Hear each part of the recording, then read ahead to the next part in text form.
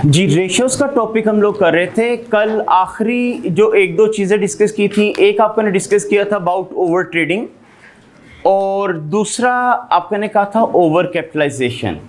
Over capitalisation का आपने कहा था मतलब ये होता है आप अपने पास वर्किंग कैपिटल बहुत ज़्यादा मेंटेन कर लें। वर्किंग कैपिटल का फॉर्मूला क्या होता था? Current assets minus current liabilities. तो जब बहुत ज़्यादा करंट एसेट्स हो जाएं as compare to current liabilities, हम कहते हैं ओवर कैपिटलाइजेशन आ गई है। वो कैसे कैलकुलेट करेंगे बहुत ज़्यादा, उसके लिए भी आगे एक रेशो आएगी जो भी हम पढ़ेंगे। अच्छा, एक छोटा सा कॉन्सेप्ट हम थोड़ा और डिस्कस करते हैं ताकि थोड़ा सा उसका भी लिंक है रेशियोज के साथ। वो है matching of assets and liabilities. ठीक है, ये भी सिलेबस का पार्ट तो नहीं है, लेकिन क्योंकि अगर रेशियो मैंने कोई डिस्कस करनी है उनके लिए इनका लिंक चाहिए था।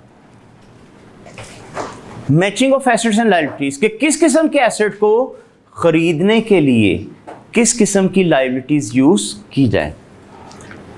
इसके ना एक ट्रेडिशनल अप्रोच है।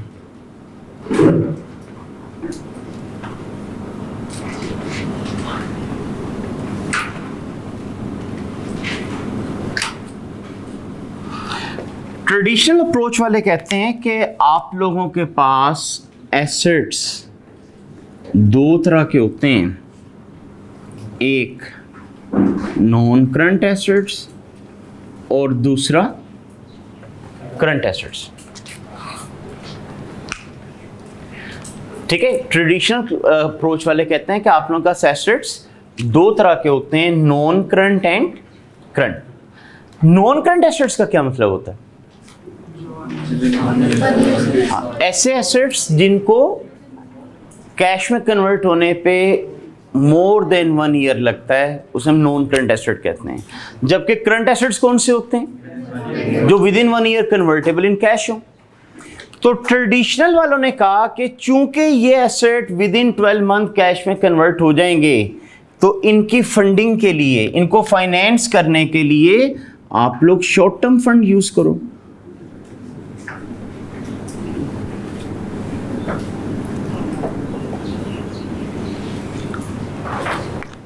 ठीक है, यानी इसको कहते हैं फाइनेंस करो थ्रू शॉर्ट टर्म फंड्स। फायदा क्या होगा?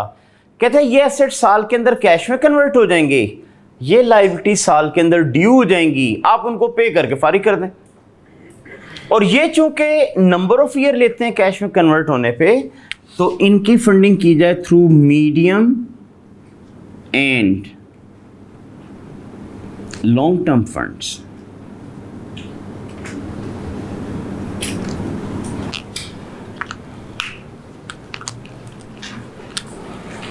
ठीक है, इनकी फंडिंग क्या करेंगे हम? Through medium and long term funds. अब ट्रेडिशनली हम लोगों ने इस मेथड को यूज करना शुरू कर दिया, लेकिन इसमें हमें आना शुरू हुई प्रॉब्लम। देखिए, कभी किसी ऑर्गेनाइजेशन का आपने देखा है ईयर एंड पे stock zero, debtor zero, cash भी जीरो? नहीं, हर वक्त थोड़ा बहुत कैश पड़ा होता है। ठीक है, थोड़ा बहुत पैसा डेटर में ब्लॉक होता है, कुछ ना कुछ स्टॉक पास पड़ा होता है। इन शॉर्ट कि ये सारे एसेट्स कैश में कन्वर्ट नहीं होते, लेकिन जिनसे कमिट किया था वो तो आ जाएंगे साल बाद पैसे निकालो। तो हमें ना लिक्विडिटी प्रॉब्लम्स फेस करना पड़ती थी। लिक्विडिटी प्रॉब्लम का मतलब होता है कि शायद हम अपनी लायबिलिटीज इन टाइम पे ना कर पाएं, ऑन मैच्योरिटी पे करने की पोजीशन में ना हो, रीजनेबल लिक्विड एसेट्स ना हो। तो हमें क्या होता था, पैसों की शॉर्टेज आती थी। कभी एक बंदे को टाइम पे पैसे दे दिए, दूसरे को लेट कर दिए, कभी दूसरे को टाइम पे दे दिए, पहले वाले के लेट कर दिए। तो इस तरह करके मैनेज करने की कोशिश करते थे। तो फिर हम लोगों ने कहा कि यार ये अप्रोच ठीक नहीं है, इसमें आती है प्रॉब्लम। फिर उसके बाद एक मॉडर्न अप्रोच इंट्रोड्यूस हुई। मॉडर्न अप्रोच वालों ने कहा कि नो डाउट एसेट्स तो दो तरह के ही हैं, नॉन करंट और करंट। ठीक है, मॉडर्न अप्रोच वालों ने कहा कि एसेट्स तो दो तरह के ही होते हैं, नॉन करंट एंड करंट, लेकिन उन्होंने कहा एक minimum amount of current asset होती है जो हर वक्त पड़ी रहती है in the form of stock, debtor, cash. मसलन आपको मैं कहता हूं यार डे टू डे एक्सपेंडिचर के लिए हर वक्त मेरे पास 1000 रुपया कैश होना चाहिए। कस्टमर किसी भी वक्त आ सकता है, कोई 5000 रुपये का स्टॉक भी होना चाहिए, ठीक है। हर वक्त 2-3 हज़ार रुपये मैंने लोगों से लेने ही होते हैं। तो कहते हैं एक minimum amount of current asset है जो हर वक्त मेंटेन रहती, यानी उन्होंने आपके ना करंट एसेट्स के दो पार्ट कर दिए। कहते हैं एक होते हैं परमानेंट करंट एसेट और एक होते हैं temporary current assets. Permanent current assets का मतलब एक minimum amount of current asset जो हर वक्त पड़ी रहती। मसलन आपको मैं कहता हूं यार कभी मेरे करंट एसेट 10,000 के होते हैं, कभी 12,000 के होते हैं, कभी 15,000 के होते हैं, तो मिनिमम कितने के हर वक्त होते हैं? 10,000। तो ये 10,000 है, ये कहलाएगा परमानेंट करंट एसेट के, इतने तो हर वक्त ही पड़े रहते हैं। जब 12 गया तो टेम्परेरी रिक्वायरमेंट कितनी हुई? 2,000 की। जब 15,000 तक करंट एसेट गए तो टेम्परेरी रिक्वायरमेंट 5,000 की। तो कहते हैं ये जो होता है ना, ये आपका फ्लक्चुएट होता रहता है।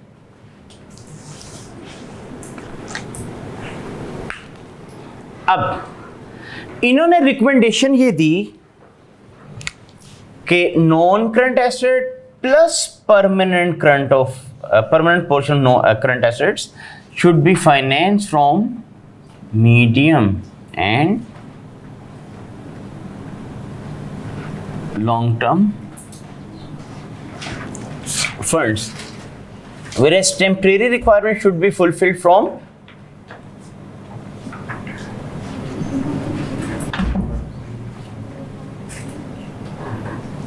short term funds.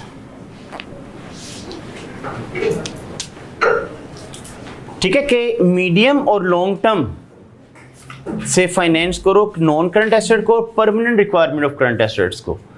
अब देखिए ये सारे के सारे करंट एसेट कैश में ना भी कन्वर्ट हों, अब इतने तो हो जाएंगे कि आप ये लायबिलिटीज पे कर पाओ। तो इसके अंदर आके ना वो जो लिक्विडिटी प्रॉब्लम थी वो हमारी रिजॉल्व हुई। सो इसका मतलब अब हम लोग क्या करते हैं, करंट लायबिलिटी की निस्बत ज्यादा करंट एसेट्स रखते हैं। ठीक है, जैसे ये देखें ना, ये एक पोर्शन करंट लायबिलिटी है और ये दो पोर्शन आपके पूरा करंट एसेट था। तो अब हम लोग क्या करते होते हैं, करंट एसेट को करंट लायबिलिटी से ज्यादा रखा करते हैं। इसके अंदर करंट एसेट्स और करंट लायबिलिटीज दोनों बराबर हो जाती थी। तो ये मैं इसलिए बता रहा हूँ कि अभी मैं जब आपको रेशियोज कुछ लिखवाऊंगा उसमें कुछ आइडियल रेशियोज बताऊंगा कि यार इतनी तो होनी चाहिए, तो वो एक्चुअली वो इन्हीं बेस के ऊपर डिसाइड होगी। अब अगर आप गौर करें तो ये एक पार्ट आपका करंट लायबिलिटी और ये दोनों पार्ट अगर मिला लें तो करंट एसेट। तो इसका मतलब बज़ाहिर करंट एसेट के हाफ के इक्विवेलेंट आपकी करंट लायबिलिटीज हैं। मतलब अगर करंट लायबिलिटी 1 हो तो करंट एसेट आपका 2, करंट एसेट डबल हो गए ना आपके। तो इसका मतलब एक आइडियल सिचुएशन हम कहते हैं कि 2-1 होनी चाहिए, मतलब करंट एसेट डबल होने चाहिए as compare to current liability. लेकिन इंडस्ट्री टू इंडस्ट्री वेरी करता है। तो ये से मैंने चीज़ें इसलिए डिस्कस की कि अभी जो मैंने रेशो शुरू करानी ना फाइनेंशियल पोजीशन की, उनमें कई जगह देखेंगे आप, हम टर्म यूज़ कर देंगे जी ओवर ट्रेडिंग आ गई, तो पता तो होना चाहिए था ना वो होता क्या है। कई जगह आप देखेंगे मैं कहूँगा यार ओवर कैपिटलाइजेशन हो रही है, तो वो ओवर कैपिटलाइजेशन का पता होना चाहिए था। कई जगह आपको मैं कहूँगा कि जी आइडियल सिचुएशन नहीं है तो इसमें लिक्विडिटी क्राइसिस आ सकते हैं, तो वो कब होते हैं, उन वजह से मैंने सारी चीज़ें डिस्कस की। कल जो आखिरी दो पढ़ी थी और एक अभी ये जो की। अब आ जाते हैं जो थर्ड टाइप ऑफ रेशो थी, financial position ratios.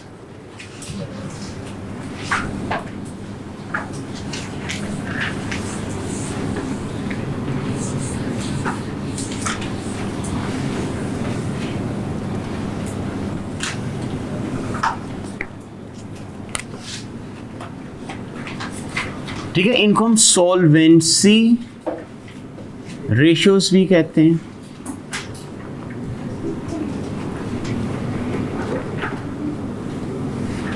Financial position ratios भी कहते हैं। और पुराने किसी दौर में हम इसको बैलेंस शीट रेशियोज भी कह दिया करते थे।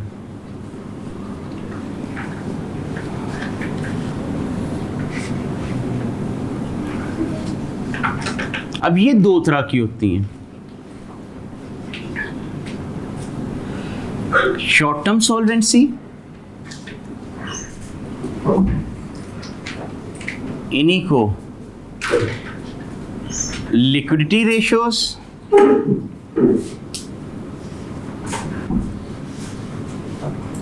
और लॉन्ग टर्म सॉल्वेंसी रेशियोज।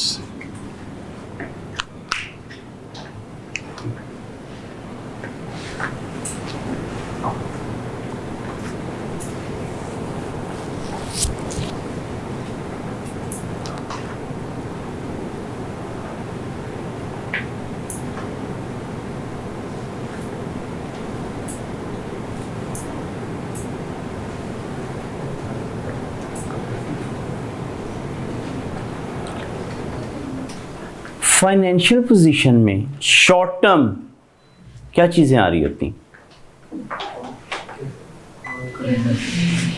यानी ब्रॉडली अगर उसकी हेडिंग बोलें तो क्या होती? करंट एसेट्स और दूसरा करंट लायबिलिटीज। तो ये जो शॉर्ट टर्म सॉल्वेंसी रेशियो है ये करंट एसेट और करंट लायबिलिटी से रिलेटेड होती हैं।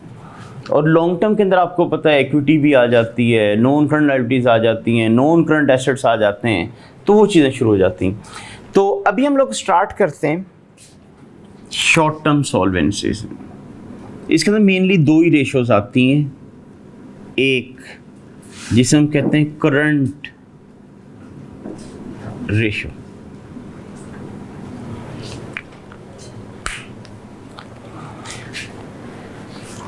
कल आप लोगों ने एक नोट लिखवाया था ना कि current and quick ratio are also part of working capital ratios.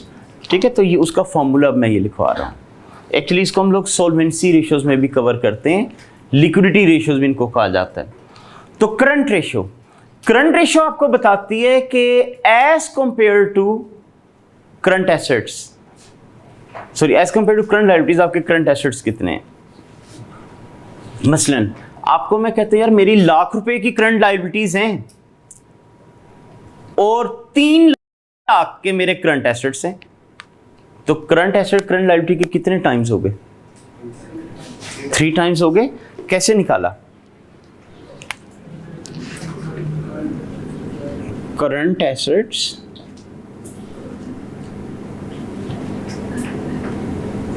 Over current liabilities, और इसका जो भी आंसर आए उसके आगे रेशियो 1 हम लिख दिया करते हैं। इसके लिए जो आइडियल समझा जाता है ना, वो हम लोग कहते हैं 2:1 तो होना चाहिए। क्या मतलब 2:1? ये जो वैल्यू होती है ना ये न्यूमरेटर को रिप्रेजेंट कर रही होती है। तो 2:1 का मतलब कि अगर करंट एसेट 2 हो तो करंट लायबिलिटी आपकी 1, यानी करंट एसेट उससे डबल होने चाहिए। ये एक आइडियल समझा जाता है। बाकी इंडस्ट्री टू इंडस्ट्री ना वेरी करता है। मतलब जैसे आप शुगर मिल की एग्जांपल ले लें, अब शुगर मिल का रॉ मटेरियल क्या होता है? शुगर केन, और शुगर केन एक सीजनल प्रोडक्ट है। तो इसका ना जब शुगर केन का सीजन आता है तो इनको handsome quantity of stock maintain करना पड़ती है, ताकि आइंदा जब शुगर केन अवेलेबल नहीं होगा मार्केट में तो उसको यूज किया जा सके। तो उसमें उनकी करंट रेशियो की बहुत ज़्यादा निकलती होगी, क्योंकि पूरे साल का उन्होंने स्टॉक ला के रख लेना है। ठीक है, तो वो इसलिए इंडस्ट्री टू इंडस्ट्री वेरी कर जाती हैं। बहरहाल इससे अगर थोड़ी ज़्यादा हो तो हम लोग कहते हैं कि फेवरेबल, लेकिन बहुत ज़्यादा होना भी कोई फेवरेबल नहीं होता। फर्ज करें आपने किसी कंपनी की करंट रेशियो निकाली, अब वो आ गई 9:1, मतलब 9 टाइम करंट एसेट्स हैं as compare to your current liabilities. यहां पे लिक्विडिटी क्राइसिस नहीं होते। लिक्विडिटी क्राइसिस का मतलब आपको ये प्रॉब्लम नहीं है कि मैं लायबिलिटीज पे नहीं कर पा रहा, आपका 9 टाइम एसेट पड़े हैं, आराम से लायबिलिटीज पे हो सकती। लेकिन आपके पास एसेट्स होते हैं दो तरह के, करंट, नॉन करंट। दोनों आपको अर्निंग करके देते हैं, लेकिन जो रेट ऑफ रिटर्न होता है ना वो नॉन करंट का ज्यादा होता है। एक बेसिक एग्जांपल फर्ज करें, आज आप किसी बैंक के पास चले जाएं, उसे कहें यार मेरे पास 10 लाख रुपए हैं, 6 महीने के लिए इन्वेस्ट करना है, रेट ऑफ इंटरेस्ट बताओ। अब वो आपको क्या कहेगा, अच्छा 6 महीने के लिए करना है, चलो तुम ऐसे करना 5% पर एनम रिटर्न ले लेना, 5% पर एनम, इसका 6 महीने के लिए जो 6/12 होगा 2.5% रह जाएगा। उसमें भी जब इंटरेस्ट देने की बारी आएगी 10% एट सोर्स टैक्स कट जाएगा, तो 2.25% आपको मिलना है। ठीक है, तो अब 10 लाख आपने बैंक को क्या कहा, 6 महीने के लिए इन्वेस्ट करना है, तो उसने आपको 6% रेट ऑफर किया, 5% ऑफर किया। अगर उसी बैंक को आप कहें चलें यार यही 10 लाख 5 साल के लिए इन्वेस्ट करता हूं, क्या अभी वो आपको 5% ही रेट बताएगा? नहीं, अब वो फौरन आपको कहेगा यार 12% दूंगा, 13% दूंगा, तो अमाउंट तो 10 लाख ही थी। एक दफा आपने कहा तो उसने कम कर दिया, जब टेन्योर आपने बढ़ाया तो उसने अमाउंट बढ़ा दी। 6 महीने के लिए था तो करंट एसेट था, 5 साल किया तो नॉन करंट एसेट बन गया। ठीक है, तो इसलिए नॉन करंट एसेट का जो रेट ऑफ रिटर्न होता है वो करंट एसेट्स की निस्बत ज्यादा होता है। तो हम लोग क्या करते हैं, जब आपकी कभी इस तरह की सिचुएशन आ जाए ना, तो हम कहते हैं ओवर कैपिटलाइजेशन होगी है। ओवर कैपिटलाइजेशन का मतलब कि बहुत ज्यादा करंट एसेट आपने मेंटेन कर ली है as compare to current liabilities. तो ओवर कैपिटलाइजेशन में लिक्विडिटी क्राइसिस नहीं होते। ठीक है, इसके अंदर आपको लिक्विडिटी क्राइसिस नहीं होते, लेकिन प्रॉब्लम किस चीज की आ रही होती है कि आप लोग मैक्सिमाइजेशन ऑफ प्रॉफिट नहीं कर पा रहे होते। अच्छा, दूसरी जो रेशो है इसकी वो है क्विक रेशो। इसी का दूसरा नाम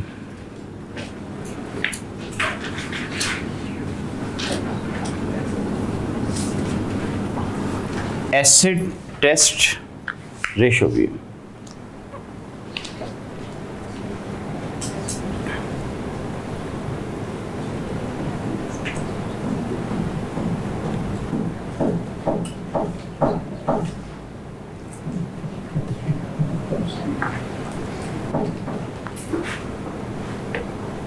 ठीक है, तो क्विक रेशियो या एसिड टेस्ट रेशियो, इसमें हम लोग कहते हैं जो immediately convertible in cash assets हैं वो करंट लायबिलिटीज के कितने टाइम्स हैं। ठीक है, जो इमीडिएटली कन्वर्टेबल इन कैश हैं, तो करंट एसेट्स में से हम लोग कहते हैं जो स्टॉक होता है ना वो फौरी तौर पे कैश में कन्वर्ट नहीं हो सकता, बिक जाता है बट टाइम लेता है। ठीक है, तो स्टॉक हम माइनस करते हैं। Under developed country just like Pakistan वगैरह, आप किसी को एडवांस दे दो वो भी आपको वापस नहीं करता। ठीक है, तो इसलिए लोकली जब हम करते हैं ना, हम प्रीपेड एक्सपेंस भी माइनस करा देते हैं कि जो एडवांस दिया ना ये भी वापस नहीं आना। लेकिन आईकैप ने कहा सिर्फ वही फार्मूलाज एग्जामिन किए जाएंगे जो हमने बुक में लिखे हैं, इसलिए वही फॉलो किए जाएं। तो बुक के अंदर ये काम चलता है। तो इसलिए current asset minus stock over current liabilities, इसका भी जो आंसर आएगा आगे रेशियो 1 लिख दीजिएगा। इसके लिए हम लोग जो आइडियल लेते हैं ना, वो हम कहते हैं 1:1 तो होना चाहिए। क्या मतलब 1:1? अगर करंट लायबिलिटी 1 है तो immediately convertible in cash asset भी 1 के हो, ताकि जैसे ही लायबिलिटी मैच्योर हो आप उनको पैसे देके फारिग कराएं। ये ना हो कि लायबिलिटीज ओवर ड्यू होना शुरू हो जाएं। कल आपने देखा था ना ओवर ट्रेडिंग में क्या प्रॉब्लम बनी थी, क्या आपको प्रॉफिट नहीं हो रहा था? प्रॉफिट हो रहा था, लेकिन लायबिलिटीज ओवर ड्यू होती जा रही थी, जिसकी वजह से आपका बिजनेस बंद होने की तरफ जा रहा था। ठीक है, तो हम लोग कहते हैं कि आप कम से कम इतने तो एसेट रखो कि जैसे लायबिलिटी ड्यू उसको देके फारिग करें आप लोग। तो ये हमारे लिए आइडियल हम 1:1 कहते हैं। बाकी से थोड़ी ज्यादा आ जाए तो फेवरेबल।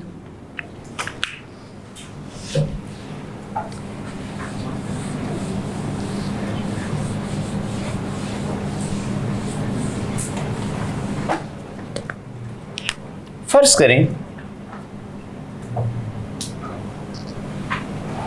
आपको मैं एक कंपनी की रेशियोज बताता हूं।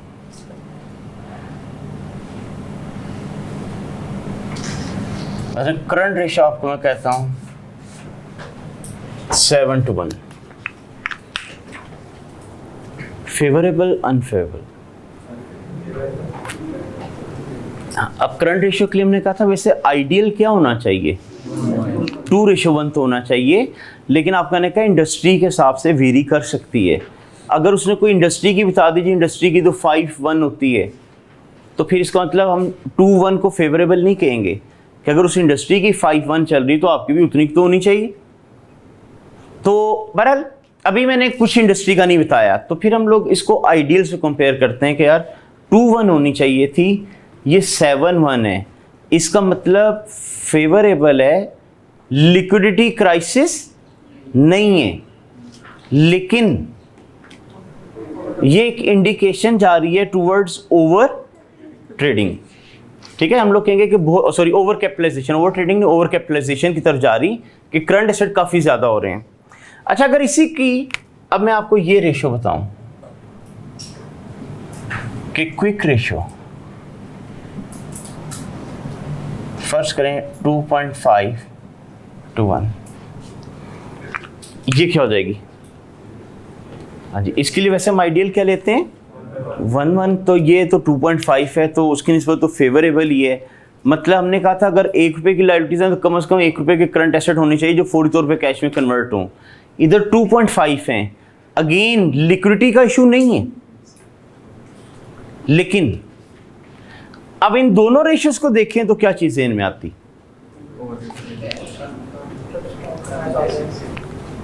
मतलब देखना, करंट रेशियो है 7:1, जबकि क्विक निकाली वो 2.5:1। अब इन दोनों चीजों के अंदर फर्क किस चीज का था? स्टॉक का था। Without stock ratio is 2.5 and along with stock it is 7। तो इसका मतलब लायबिलिटीज का तकरीबन 4.5 टाइम आपने स्टॉक मेंटेन कर लिया हुआ है। तो ऐसी सूरत हम लोग क्या कहेंगे कि यार कंपनी ने स्टॉक बहुत ज्यादा मेंटेन किया हुआ है, आप अपने स्टॉक लेवल्स को रिव्यू करें कि कहीं आप मिस मैनेजमेंट ऑफ स्टॉक तो नहीं कर रहे, कि स्टॉक बिल्डअप तो नहीं होता जा रहा। लेकिन आपको मैंने कहा था ना, परचेज मैनेजर की कोशिश क्या होती है, उसको कमीशन मिलना होता है परचेज पे। वो अक्सर कोशिश क्या कर रहा होता है, ज्यादा से ज्यादा चीज खरीदो ताकि कमीशन बन जाए। इसी तरह प्रोडक्शन वाले को पता होता है जितनी per unit cost reduce show कराऊंगा ना, उतना मेरी एप्रिसिएशन होगी। जब प्रोडक्शन मैनेजर बड़ा अच्छा काम करता है, उसकी कोशिश होगी चीजें बल्क में बनवाते जाओ, पर यूनिट कॉस्ट कम हो जाए। अब वो चीज अगर बिक नहीं रही, स्टॉक में टाइड अप होती जाएगा सारा पैसा आपका। तो उस वजह से ये इंडिकेशन है कि आपने स्टॉक बहुत ज्यादा मेंटेन किया हुआ है। ठीक है, तो अब इसी तरह के आगे कुछ मैं क्वेश्चन कराऊंगा ना पास पेपर के, उसके अंदर आप देखेंगे स्टॉक टर्नओवर उसका जो होगा बहुत कम होगा। तो फिर मैं इससे लिंक कराऊंगा कि यार चूंकि इसने स्टॉक बहुत ज़्यादा रखना शुरू किया हुआ है, इस वजह से स्टॉक रियलाइज करने में इसको टाइम भी लगता है। तो इस टाइप की ना कुछ चीज़ें में फिर कंपेयर करना पड़ जाती। तो बहरहाल बताने का मतलब ये था कि इस तरह इन दोनों को कंपेयर करके भी हमें पता चल जाता है कि ये अगर करंट रेशियो बहुत ज़्यादा है और क्विक रेशियो रीजनेबल थी, तो बहुत ज़्यादा होने की वजह उसका मिस मैनेजमेंट ऑफ स्टॉक हो सकती है। तो हम लोग कहेंगे आप अपने स्टॉक लेवल्स को रीसेस करो, और अगर कोई ज़रूरत है तो वहाँ पे कोई करेक्टिव एक्शन लें। ये दो रेशियोज ना आपकी शॉर्ट टर्म सॉल्वेंसी की थी, और यही दो मैंने आपको कहा था अगर कभी एग्जामिनर के ना कैलकुलेट वर्किंग कैपिटल रेशियोज, तो ये उसमें भी निकलती हैं। अब हम आ जाते हैं long term solvency ratios.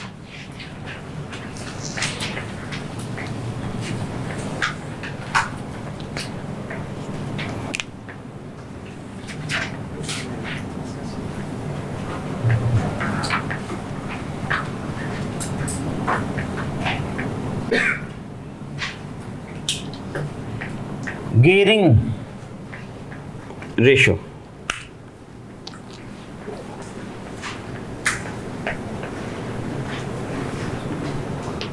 Gearing ratio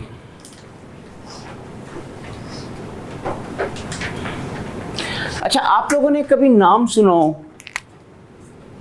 कि जी अनगियर्ड कंपनी या गियर्ड कंपनी?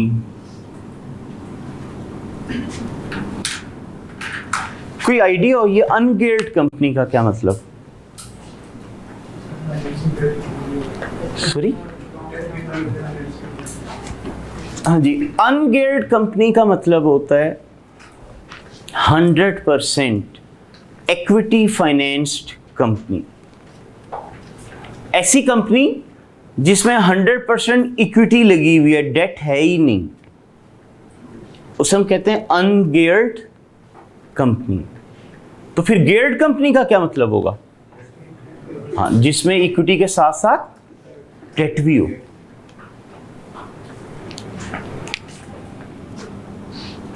अगर डेट का प्रोपोर्शन ज्यादा हो तो highly geared company,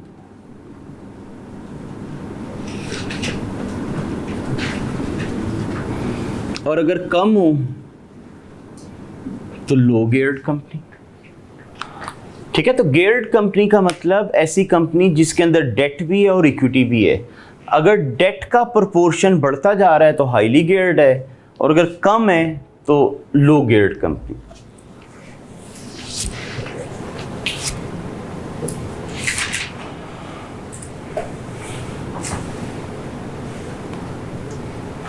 cheaper source of finance, debt होता है, इक्विटी। कोई आइडिया हो? यानी पढ़ा तो नहीं हुआ आपने, लेकिन वैसे मैं कह रहा हूं, हाँ, डेट जो होता है ना, ये चीपर सोर्स ऑफ फाइनेंस होता है। बिजनेस के अंदर हमारा रूल होता है हाई रिस्क हाई रिटर्न। ठीक है, जितना रिस्क वाला काम करो उतना ज्यादा रिटर्न हम मांगते हैं। डेट प्रोवाइडर का रिस्क इक्विटी वाले से कम होता है, इसलिए उसका रिटर्न भी क्या हो जाता है? कम हो जाता है। इसलिए फाइनेंस के हिसाब से अगर आप हमसे पूछें तो हम लोग ये कहते हैं कि यार अनगियर्ड कंपनी नहीं होनी चाहिए। देखिए, जब मैं सारा इक्विटी का पैसा लगाऊंगा, इक्विटी तो एक्सपेंसिव काम है, उसका रिजल्ट क्या होगा? कंपनी की कॉस्ट बढ़ जाती है। तो फिर सस्ता सोर्स इन करें ना, तो हम लोग कहते हैं डेट को इनकॉर्पोरेट करो। डेट थोड़ा चीपर सोर्स ऑफ फाइनेंस होता है। अब डेट अगर चीपर है तो जैसे जैसे डेट बढ़ता जाएगा वैसे वैसे आपका फाइनेंशियल रिस्क बढ़ता है। एक्चुअली ना, रिस्क के लिए हम दो टर्म यूज कर रहे होते हैं।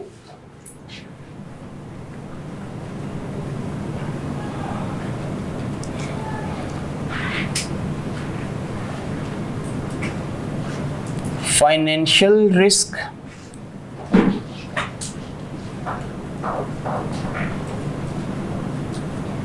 एंड ऑपरेटिंग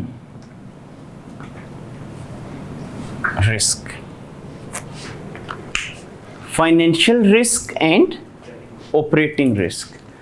कोई आइडिया ऑफ फाइनेंशियल रिस्क का मतलब? हाँ, फाइनेंशियल रिस्क का मतलब होता है शायद हम अपनी लायबिलिटीज टाइमली पे ऑफ ना कर पाए, इसे कहते हैं फाइनेंशियल रिस्क। जितना डेट बढ़ता जाएगा उतना फाइनेंशियल रिस्क क्या होता जाएगा? बढ़ता जाएगा। मतलब देखना, मेरी लायबिलिटीज बढ़ती जा रही हैं तो कल को पे करने में मुश्किल भी तो आ सकती है ना। तो जितना डेट का प्रोपोर्शन बढ़ता जाए उतना फाइनेंशियल रिस्क बढ़ता जाता है। अच्छा, ये ऑपरेटिंग रिस्क का क्या मतलब होता है? हाँ, देखिए, बिजनेस आप क्यों ऑपरेट कर रहे होते हो? प्रॉफिट अर्न करने के लिए। ऑपरेटिंग रिस्क का मतलब शायद प्रॉफिटेबली आप बिजनेस रन ना कर पाए, मतलब शायद आपको बिजनेस से प्रॉफिट ना हो। तो इसे हम लोग कहते हैं ये क्या चीज है? आपका ऑपरेटिंग रिस्क है। ऑपरेटिंग रिस्क को मेजर करने के अलग मेथड हैं, वो इंशाल्लाह आप फाइनेंस में जाके पढ़ोगे। अभी यहाँ पे हम बात करेंगे फाइनेंशियल रिस्क की। ये जो गियरिंग रेशियो है ये फाइनेंशियल रिस्क की मेजरमेंट करती है। ठीक है, तो गियरिंग रेशियो का मतलब बिजनेस के अंदर डेट और इक्विटी का आपस में क्या प्रोपोर्शन चल रहा है। अच्छा, इसके ना हम दो फॉर्मूलाज यूज़ किया करते हैं, आपकी बुक में भी वैसे दोनों लिखे हुए हैं। एक होता है long term debt over long term debt plus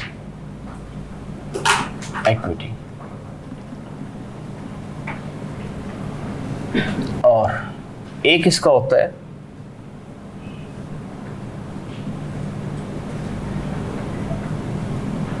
long term debt over equity.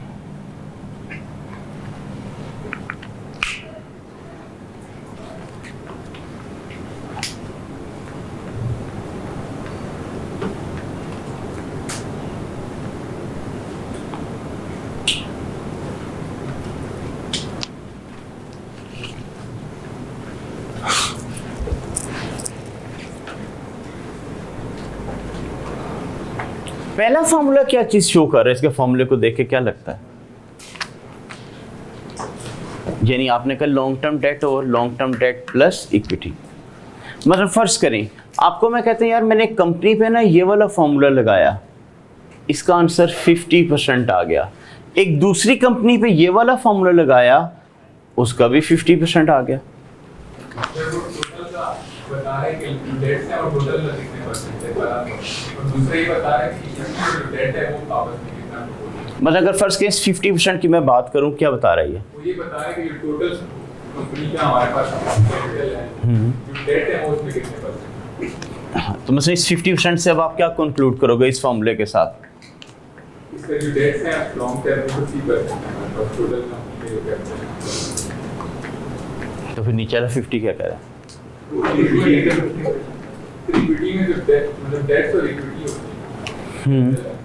Capital का वर्ड डेट इक्विटी नहीं होता, कैपिटल हम इक्विटी के लिए यूज कर रहे होते हैं ना।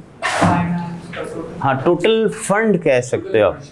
हाँ जी, ठीक है। अच्छा अब देखें ये 50 मसलन 50% दे के नहीं कह देना जी ओवर आपका फाइनेंशियल रिस्क बहुत ज्यादा हो गया। फॉर्मूला देखा करें, फॉर्मूला कौन सा यूज किया है। इस 50% का क्या मतलब है? इसका मतलब है इस टोटल में ये 50% है, लॉन्ग टर्म है ना। इस टोटल के अंदर ये 50 है, अगर ये 50 है तो ये कितना है? तो इस 50% का मतलब था डेट और इक्विटी दोनों बराबर हो गए हैं, 50-50 हो गए हैं। डेट का इक्विटी के बराबर आ जाना ये हमारे लिए हाई फाइनेंशियल रिस्क होता है। आप लोगों ने लॉ में पढ़ा होगा कि ये लोग अपने डायरेक्टर भी फिर अपॉइंट करा लेते हैं कि जी कंपनी में हमारी इन्वेस्टमेंट होगी है या बहुत ज़्यादा हमारा रिस्क है, डायरेक्टर हमारे होने चाहिए साथ। तो उस वजह से ना ये बहुत ज़्यादा गेयरिंग हो जाती है। अच्छा, इस 50% का क्या मतलब था? हाँ, केस में जो लॉन्ग टर्म डेट है इक्विटी का 50% है, मतलब इक्विटी डेट की निस्बत डबल है।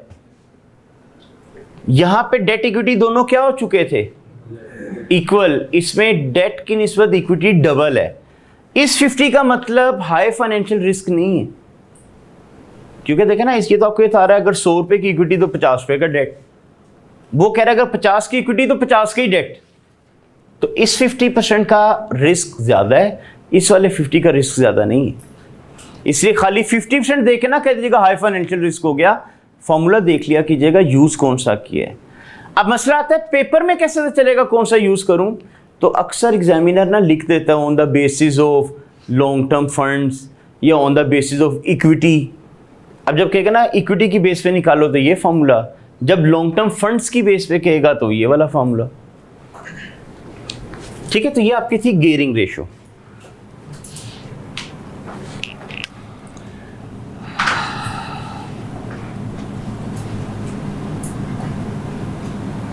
डेट रेशो, ठीक है। तो ये जो दोनों रेशोज है ना ये आपका फाइनेंशियल रिस्क मेजर कर रही होती हैं। डेट रेशो, डेट रेशो ये बताती है कि टोटल एसेट्स में डेट की कंट्रीब्यूशन कितनी है, मतलब टोटल एसेट्स को खरीदने के लिए डेट कितने % शामिल किया है। आपको मैं कहता हूँ यार मेरे 10 लाख के एसेट्स हैं, टोटल एसेट्स 10 लाख के हैं और मैंने 3 लाख लोन लेके लगाया हुआ है, तो ये जो लोन है ये टोटल एसेट्स का कितने % है? 30% कैसे निकाला है?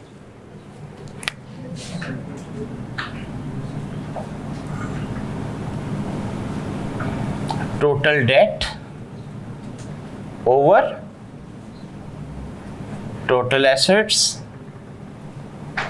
Multiply by 100।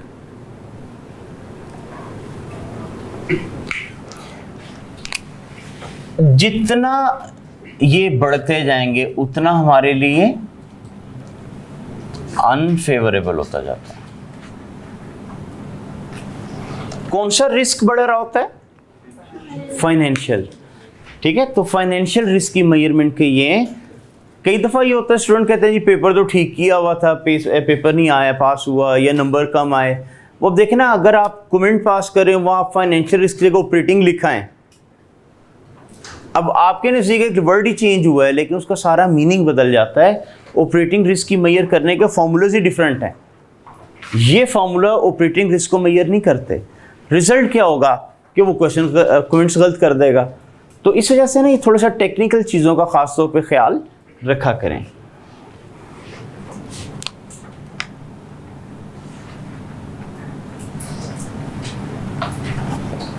इंटरेस्ट चले कवर लिख लें, इंटरेस्ट कवर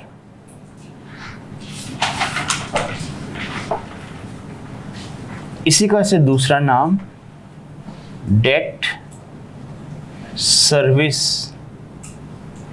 रेशियो भी होता है।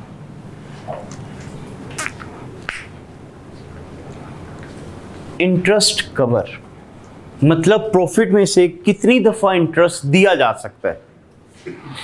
आपको मैं कहता हूं यार मेरा प्रॉफिट है 10 लाख और मैंने एक वक्त में लाख रुपए इंटरेस्ट देना होता है, कितनी दफा इसमें से दे सकता हूं? 10 टाइम्स। कैसे निकाला है कि प्रॉफिट, अच्छा ये प्रॉफिट कौन सा लेना होता है? Before interest and tax over interest expense, और इसका आंसर टाइम्स में आता है। जैसे आपने कहा ना 10 दफ़ा दे सकता हूं, तो 10 टाइम्स। जितना ज़्यादा दफ़ा दे सकते हों उतना फेवरेबल होता है कि लेंडर सेटिस्फाई होता है कि यार इनके प्रॉफिट इतने हैं, बड़े आराम से मेरा इंटरेस्ट दे देते हैं।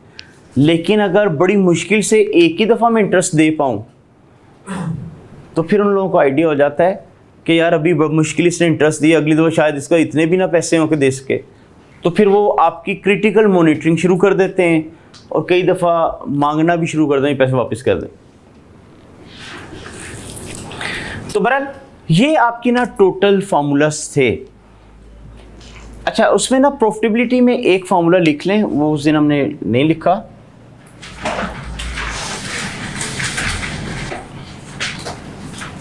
Return on total assets. ठीक है, ये 2-3 दफ़ा उसने पेपर में पूछ लिया हुआ है और आईकैप ने खैर बुक में भी दिया हुआ है। रिटर्न ऑन टोटल एसेट्स ये प्रॉफिटेबिलिटी में लिखिएगा।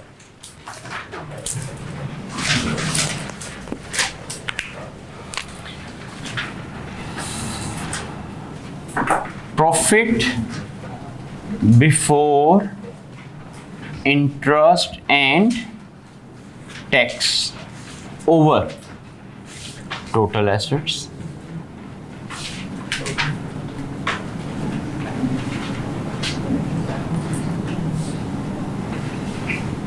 और प्रॉफिट की रेशियो से जितना बढ़ जाएगी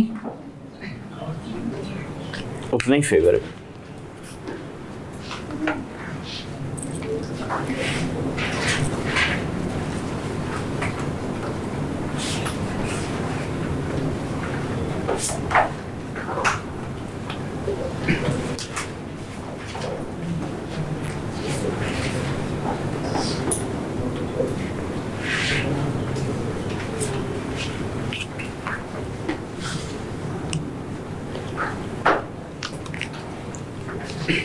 जी ज़रा बुक दिखाएं। हाँ जी, वॉल्यूम 2 में।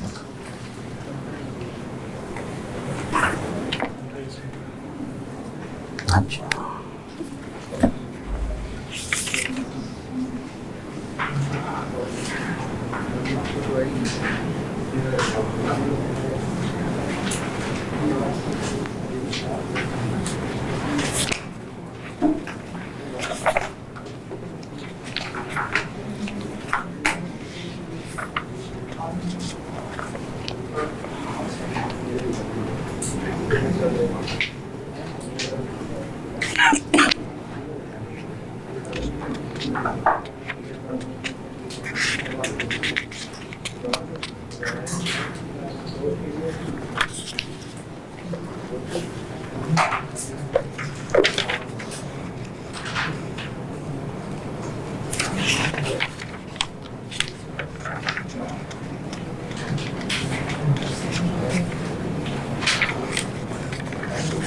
अच्छा, आप लोगों ने ना इसका क्वेश्चन 1 है, जो थ्योरेटिकल नोट्स दिए हुए ना, उसके अंदर इसका क्वेश्चन 1 है, तकरीबन उसने सारी रेशियोज इसमें कैलकुलेट कर ली हैं। नहीं, प्रैक्टिस क्वेश्चन नहीं है, जो उसके थ्योरेटिकल नोट्स होते हैं, यानी सेकंड पेज ही इसका बनेगा चैप्टर का। उसके अंदर उसने एक क्वेश्चन लिखा हुआ है और उस क्वेश्चंस के ऊपर उसने सारी रेशियोज अप्लाई की हैं।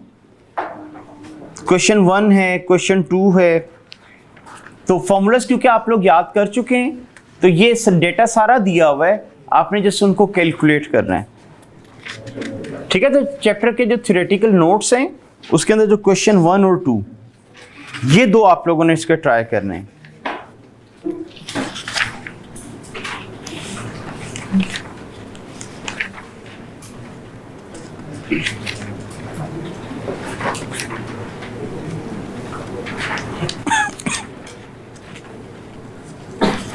बस फिलहाल यही दो कीजिएगा, उसके बाद फिर इंशाल्लाह हम लोग इसके क्वेश्चंस वगैरह की प्रैक्टिस कल शुरू कर देंगे।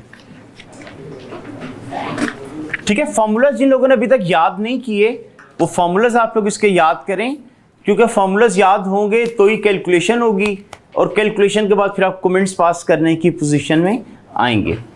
तो कल इंशाल्लाह हम लोग इसकी प्रैक्टिस स्टार्ट करेंगे। तमाम लोग ये बुक लेके आएँ।